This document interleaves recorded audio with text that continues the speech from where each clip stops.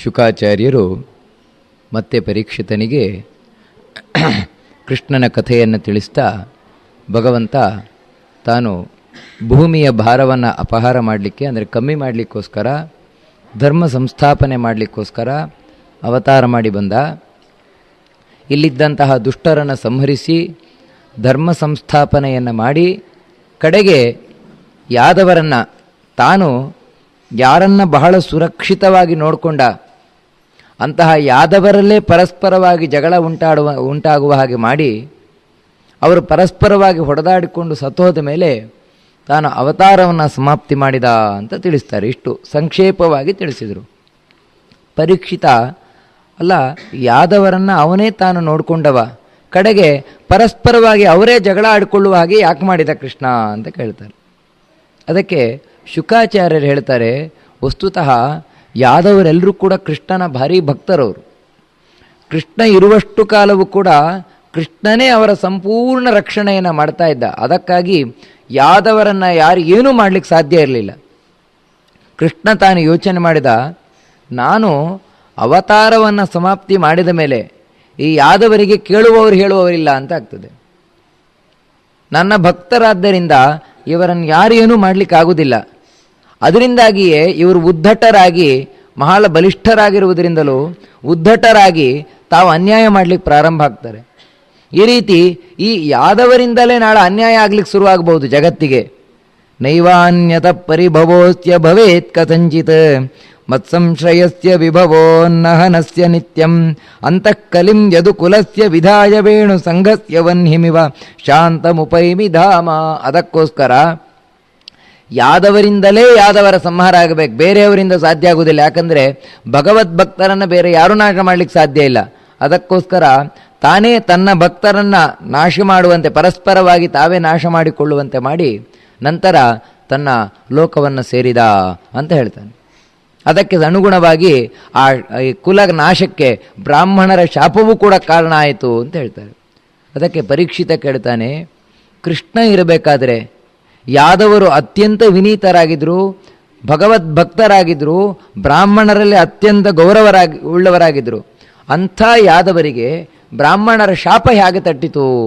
ಕೃಷ್ಣನಾದರೂ ಅದನ್ನು ಪರಿಹಾರ ಮಾಡ್ಬೋದಿತ್ತಲ್ವ, ಯಾಕೆ ಪರಿಹಾರ ಮಾಡಲಿಲ್ಲ ಅಂತ ಕೇಳಿದಾಗ, ಎಲ್ಲ ನನಗೆ ವಿಸ್ತಾರವಾಗಿ ನೀವು ತಿಳಿಸ್ಬೇಕು ಅಂತ ಹೇಳಿದಾಗ ಮತ್ತೆ ಶುಕಾಚಾರ್ಯರು ತಾವು ಕೃಷ್ಣನ ಮಹಿಮೆಯನ್ನು, ಕಥೆಯನ್ನು ವಿವರಿಸಿಕೊಂಡು ಹೋಗ್ತಾರೆ.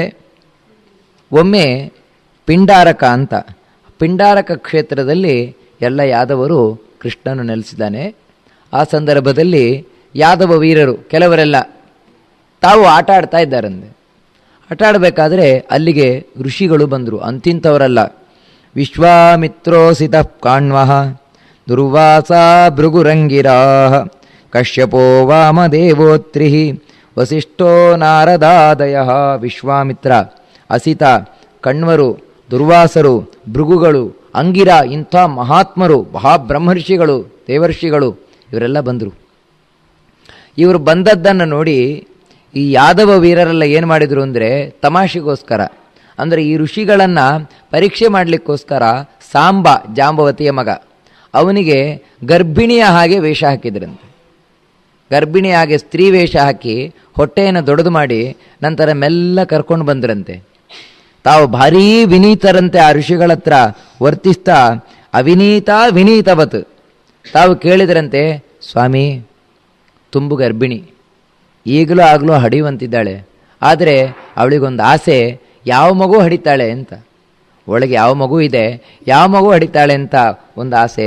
ತಾವಾದರೂ ದಿವ್ಯ ದೃಷ್ಟಿ ಉಳ್ಳವರು, ಒಂದು ದಿವ್ಯ ದೃಷ್ಟಿಯಿಂದ ನೋಡಿ ಯಾವ ಮಗು ಹಡಿತಾಳೆ ಅಂತ ಹೇಳಿದರೆ ನಮಗೆ ಬಹಳ ಅನುಕೂಲ ಆಗ್ತಾ ಇತ್ತು ಅಂತ ಹೇಳಿದ್ರು. ಋಷಿಗಳಾದರೂ ಯೋಚನೆ ಮಾಡಿದರು, ಇವರು ಕೃಷ್ಣನ ಆಶ್ರಯದಿಂದ ಬಹಳ ಕೊಬ್ಬಿ ಹೋಗಿದ್ದಾರೆ, ಅದಕ್ಕಾಗಿ ನಮ್ಮನ್ನೇ ಪರೀಕ್ಷೆ ಮಾಡಲಿಕ್ಕೆ ತೊಡಗಿದ್ದಾರೆ ಅಂತ ಹೇಳಿ ತಾವು ಶಾಪವನ್ನು ಕೊಟ್ರಂತೆ. ಏನಂತ ಹೇಳಿದರೆ, ಜನಯಿಷ್ಯತಿ ಓಮಂದ ಮುಸಲಂ ಕುಲನಾಶನಂ. ಏ ಮೂರ್ಖರೇ, ನಿಮ್ಮ ಈ ಗರ್ಭಿಣಿ ಇದ್ದಾಳಲ್ವಾ, ಹಡಿತಾಳೆ, ಏನನ್ನ ಅಂತ ಹೇಳಿದ್ರೆ ಮುಸಲಂವೋ ಕುಲನಾಶನಂ, ಒನಕೆಯನ್ನು, ಇಡೀ ನಿಮ್ಮ ಯಾದವ ವಂಶವನ್ನು ನಾಶಗೊಳಿಸುವಂತಹ ಮುಸಲವನ್ನು, ಒನಕೆಯನ್ನು ಹಡಿತಾಳೆ ಇವಳು ಅಂತ ಹೇಳಿ ಶಾಪ ಕೊಟ್ಟರು.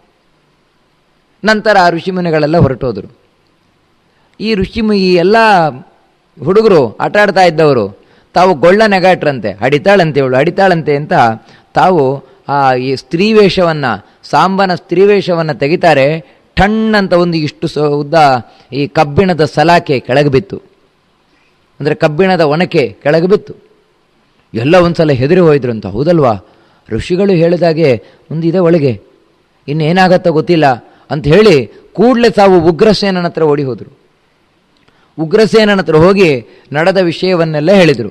ಈ ರೀತಿ ನಾವೇನು ತಮಾಷೆಗೋಸ್ಕರ ಋಷಿಗಳಿಗೆ ಹೇಳಿದ್ವು, ಆದರೆ ಋಷಿಗಳು ಈ ರೀತಿ ತಾವು ಶಾಪ ಕೊಟ್ಬಿಟ್ರು.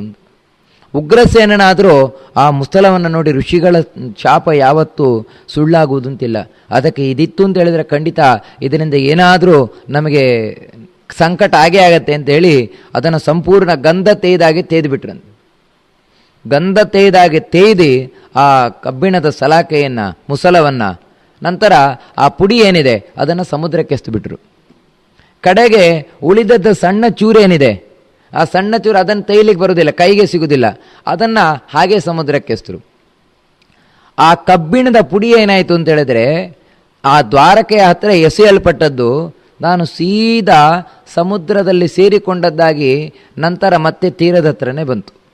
ಯಾವತ್ತು ಸಮುದ್ರಕ್ಕೆ ಏನಾಕಿದ್ರು ಅದು ವಾಪಸ್ಸೇ ಬರ್ತದದು. ಆ ರೀತಿ ಬಂದದ್ದು ಪ್ರಭಾಸ ಅಂತ.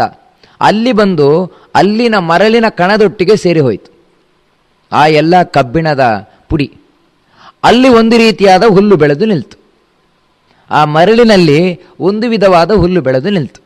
ನಂತರ ಆ ಸಣ್ಣ ತುಂಡೇನಿತ್ತು ಎಸೆಯಲ್ಪಟ್ಟದ್ದು, ಅದು ಸಮುದ್ರದಲ್ಲಿ ಬಿದ್ದದ್ದು ಮತ್ತೆ ಎಲ್ಲೋ ದಡದಲ್ಲಿ ಹಾಕಲ್ಪಟ್ಟದ್ದಾಗಿ ಒಬ್ಬ ಬೇಡರವನಿಗೆ ಸಿಕ್ಕಿತು.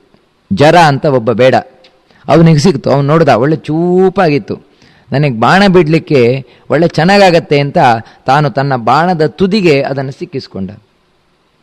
ಕೃಷ್ಣನಿಗೆ ಎಲ್ಲ ವಿಷಯ ಗೊತ್ತುಂಟಂತೆ. ಗೊತ್ತಿದ್ದು ಕೂಡ ತಾನಿಗೇನೂ ಮಾಡಲಿಕ್ಕೆ ಹೋಗಲಿಲ್ವಂತೆ, ಸುಮ್ಮನಿದ್ದಂತೆ. ಯಾಕಂದರೆ ತನ್ನ ಇಚ್ಛೆಯಂತೆ ಋಷಿಗಳು ಶಾಪ ಕೊಟ್ಟದ್ದು ಅಂತ ತಾನು ಸುಮ್ಮನಿದ್ದ. ಈ ಕಡೆ ಆದರೂ ಯಾವತ್ತೂ